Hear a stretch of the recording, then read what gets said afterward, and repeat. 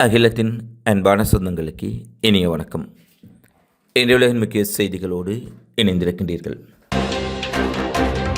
அகதிகளை அனுப்ப இராணுவ விமான பயன்பாட்டை நிறுத்தியது அமெரிக்கா. இராணுவ விமானத்தை பயன்படுத்துவதால் அரசுக்கு கூடுதல் செலவு ஆகின்றது என தெரிவித்து இராணுவ விமானங்கள் மூலம் சட்டவிரோத குடியேற்றவாசிகளை அனுப்பும் திட்டத்தை நிறுத்தியிருப்பதாக அறிவிக்கப்பட்டுள்ளது.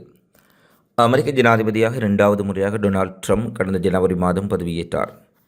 ஜனாதிபதியாக ட்ரம்ப் பதவியேற்றது முதல் குறிப்பாக அமெரிக்காவில் சட்டவிரோதமாக குடியேறியவர்களை நாடு கடத்தும் பணியை தீவிரப்படுத்தியுள்ளார்.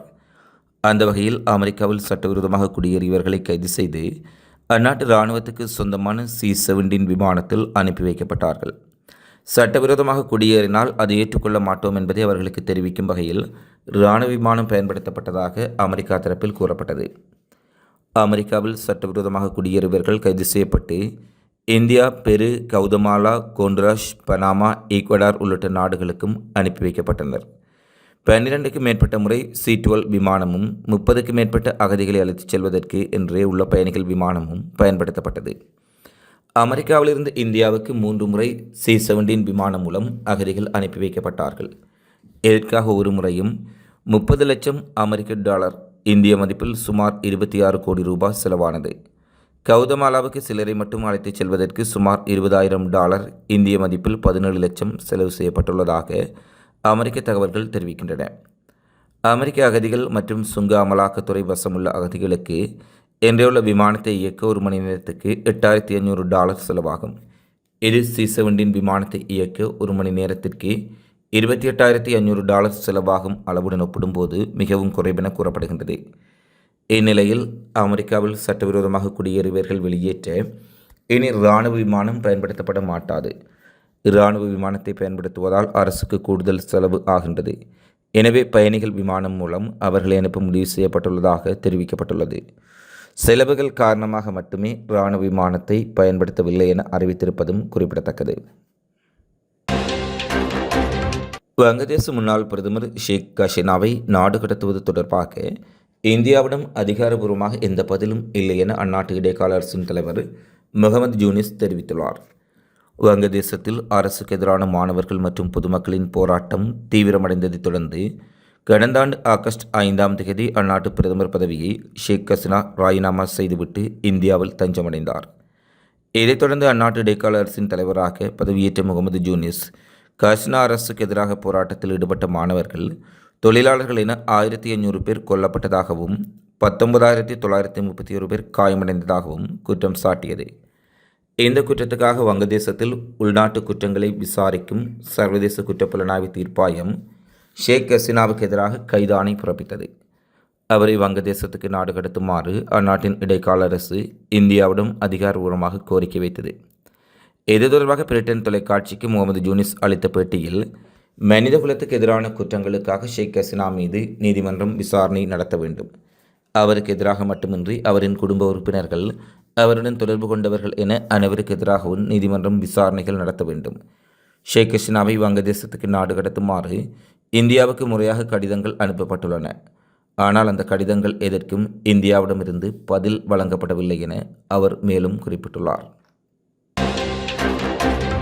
உக்ரைனுக்கான இராணுவ உதவியை அமெரிக்கா நிறுத்தியுள்ள சூழ்நிலையில் உக்ரைனுக்கு உதவ பிரான்ஸ் முன்வந்திருப்பதாக அறிவிக்கப்பட்டுள்ளது.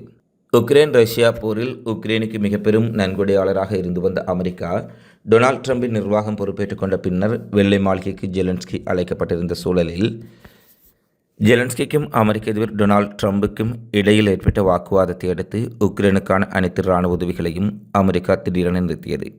ஆனால் அமெரிக்கா திட்டமிட்டே உக்ரைனுக்கான இராணுவ உதவிகளை நிறுத்தியதாகவும் அது ரஷ்யாவின் பக்கம் சார்ந்து இயங்குவதாகவும் பல மேற்கத்திய நாடுகள் குற்றச்சாட்டுக்களை முன்வைத்துள்ளார்கள். ஜெலன்ஸ்கியிடம் ஏற்பட்ட மோதலை ஒரு சாட்டாக வைத்து அமெரிக்க அதிபர் ட்ரம்ப் உதவிகளை நிறுத்திய சூழ்நிலையில் ரஷ்யா உக்ரைன் மீதான தாக்குதலை மிகப்பெரிய அளவில் தீவிரப்படுத்தியுள்ளது. இந்நிலையில் இராணுவ புலனாய்வு உதவிகளையும் பிரிட்டன் தங்களிடமிருந்து இராணுவ புலனாய்வு தகவல்களை பெற்றுக்கொள்ளும் எந்த நாடுகளும் உக்ரைனுக்கு வழங்கக்கூடாது என அமெரிக்கா தெரிவித்துள்ளது.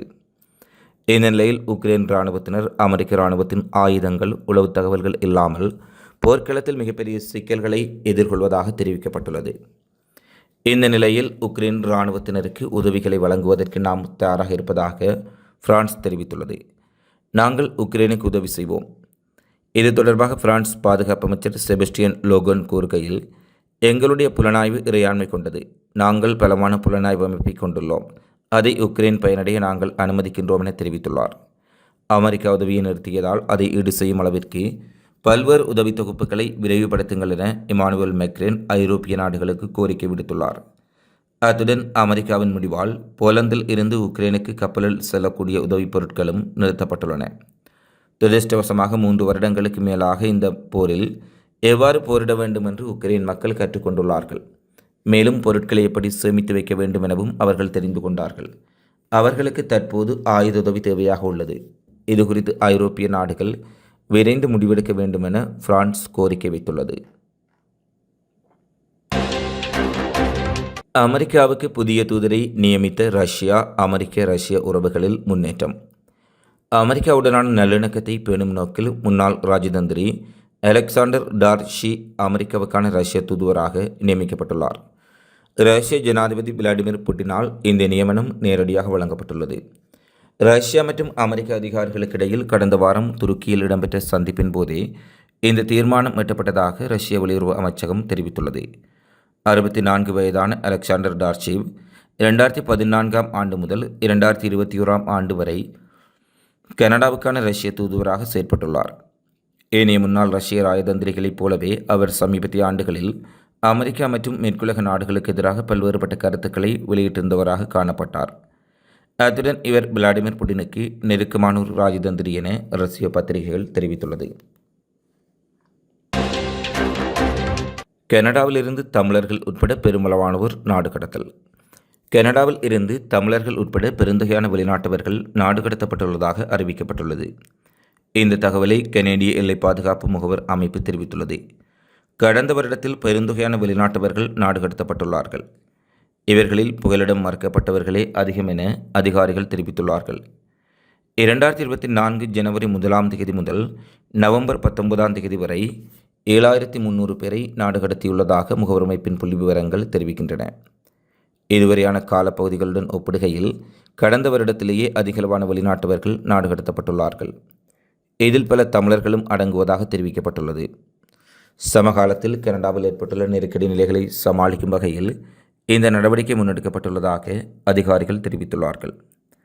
கடந்த 2 வருடங்களில் விசிட்டர் விசா மூலம் எதிர்பார்த்ததை விட பல மடங்கான வெளிநாட்டவர்கள் கனடாவுக்குள் நுழைந்ததுடன் அவர்களில் பெரும்பாலானவர்கள் கனடாவில் அகதி அந்தஸ்து கோரியுள்ளமை குறிப்பிடத்தக்கது. அமெரிக்க விமானப்படையுடனான கூட்டு பயிற்சியின் போது தென்கொரியாவின் போர் விமானம் ஒன்று தற்செயலாக தங்களுடைய நாட்டு சொந்த குடிமக்கள் மீதே தாக்குதல் நடத்தியுள்ளமை பெரும் பரபரப்பை ஏற்படுத்தியுள்ளது. அமெரிக்க தென்கொரிய விமானங்களின் போர் பயிற்சியின் போது தவறுதலாக இலக்குகள் தவறி பொதுமக்கள் வாழும் பகுதிகளின் மீது 500 பவுண்டுகள் எடையுள்ள 8 MK-82 குண்டுகள் வீசப்பட்டுள்ளன. இதனால் 16 பேர் வரை படுகாயமடைந்துள்ளதாகவும் பல வீடுகள் சேதமடைந்திருப்பதாகவும் செய்திகள் வெளியாகியுள்ளது. KF-16 ரக போர் விமானங்களில் இருந்து இலக்கு தவறி இந்த குண்டுகள் விழுந்து வெடித்திருப்பதாக கூறப்படுகின்றது. 8 நியமிக்கப்பட்ட துப்பாக்கிச்சூடு எல்லைக்கு வெளியே வெடித்ததாகவும் குறைந்தது 16 பேர் காயமடைந்திருப்பதாக தெரிவிக்கப்பட்டுள்ளது. இதில் 4 பேரின் நிலைமை கவலைக்கிடமாக இருப்பதாகவும் கூறப்பட்டிருப்பதை அதிகாரிகள் உறுதிப்படுத்தியிருக்கிறார்கள். இந்த வெடிப்பில் பல வீடுகள் மற்றும் ஒரு தேவாலயம் சேதமடைந்துள்ளது. பொதுமக்கள் நெருக்கமாக வாழும் பகுதிகளுக்கு அருகே தென்கொரிய அமெரிக்க விமானப்படை பயிற்சிகள் நடத்துவதற்கு ஏற்கனவே அந்த பகுதி மக்கள் எதிர்ப்புகளை வெளியிட்ட சூழ்நிலையில் தற்போது இந்த சம்பவம் மேலும் அந்த பகுதியில் பதற்றத்தை ஏற்படுத்தியுள்ளது. இந்த தாக்குதல் சம்பவத்திற்கு தாம் மன்னிப்பு கோருவதாக தென்கொரிய விமானப்படை தெரிவித்துள்ளதுடன் காயமடைந்தவர்கள் விரைவாக குணமடைய பிரார்த்தனை செய்வதாக குறிப்பிட்டுள்ளார்கள். ரமலான் நோன்பு காலம் ஆரம்பமாகியுள்ள சூழ்நிலையில் ஜெருசலேமில் உள்ள அல்-அக்ஸா மசூதியில் பல்லாயிரக்கணக்கான பாலஸ்தீன மக்கள் ஒன்று திரண்டு கூட்டு பிரார்த்தனை நடத்தியுள்ளார்கள். ரம்லான் மாதம் ஆரம்பித்தாலும் கூட இஸ்ரேலிய இராணுவத்தினரின் கெடுபிடிகள் மற்றும் நெருக்கடிகள் அச்சுறுத்தல்களுக்கு மத்தியில் பல்லாயிரக்கணக்கானவர்கள் மேற்கு கரை மற்றும் பல்வேறுபட்ட பகுதிகளில் இருந்து திரண்டு ஜெருசலேமில் உள்ள அல்-அக்ஸா மசூதியில் கூட்டு பிரார்த்தனை நடத்தியுள்ளமை குறிப்பிடத்தக்கது. குறிப்பாக நாளைய வெள்ளிக்கிழமை தொழுகையில் பல்லாயிரக்கணக்கான மக்கள் ஒன்று கூடுவார்கள் என எதிர்பார்க்கப்படும் சூழ்நிலையில் அல்-அக்ஸா மசூதியை சுற்றியுள்ள வளாகங்களில் இஸ்ரேல் இராணுவம் மற்றும் போலீசார் குவிக்கப்பட்டுள்ளமை குறிப்பிடத்தக்கது. குறிப்பாக அல்-அக்ஸா மசூதியில் மக்களின் வழிபாட்டு உரிமையை தடுப்பதற்காகவும் மக்களை அச்சுறுத்துவதற்காகவும் இவ்வளவு இராணுவ குவிப்பை ஸ்டில் மேற்கொண்டிருப்பதாக பல்வேறுபட்ட மனித உரிமை அமைப்புகளும் குற்றம் சுமத்தியுள்ளார்கள். அமெரிக்க அதிபர் டொனால்ட் ட்ரம்ப் தனது மோசமான வர்த்தக வரிகளை அறிமுகப்படுத்திய பிறகு வேறு எந்த வகையான வரி போருக்கும் வர்த்தக போருக்கும் தாம் தயாராக இருப்பதாக சீனா மீண்டும் உறுதிப்படுத்தியுள்ளது. மெக்சிகோ மற்றும் கனடாவிலிருந்து இறக்குமதி செய்யப்படும் பொருட்களுக்கு குடியரசுக் கட்சியின் புதிய 25% வரிகள் செவ்வாய்க்கிழமை அமலுக்கு வந்தன. மேலும் சீன பொருட்களுக்கான வரிகளும் இரட்டிப்பாகியுள்ள சூழ்நிலையில் அமெரிக்கா எந்தளவு தூரம் வரிகளை விதிக்கின்றதோ அதே அளவு அமெரிக்க பொருட்கள் அனைத்துக்கும் சீனாவில் வரி விதிக்கப்படும் என சீனா தெரிவித்துள்ளது. அது மட்டுமல்ல, வேண்டுமென்றே சீனாவை ஆத்திரமூட்டும் பல்வேறுபட்ட செயற்பாடுகளை அமெரிக்கா செய்து வருவதாகவும் வர்த்தக போராக இருந்தாலும் சரி, நேரடி இராணுவ மோதலாக இருந்தாலும் சரி, சீனா அதற்கும் தயார் நிலையில் இருப்பதாக சீன அரசு அமெரிக்காவுக்கு நேரடியாக எச்சரிக்கை விடுத்துள்ளது. இத்துடன் உலகின் இன்றைய முக்கிய செய்திகள் நிறைவடைகின்றன. தொடர்ந்தும் உலக செய்திகளை உடனுக்குடன் அறிந்து கொள்ள அகிலத்தோடு இணைந்திருங்கள். இந்த காணொளி பதிவு தொடர்பிலான உங்களது மதிப்பார்ந்த கருத்துக்களை தவறாமல் கமெண்ட்ஸில் பதிவிடுங்கள். நன்றி, வணக்கம்.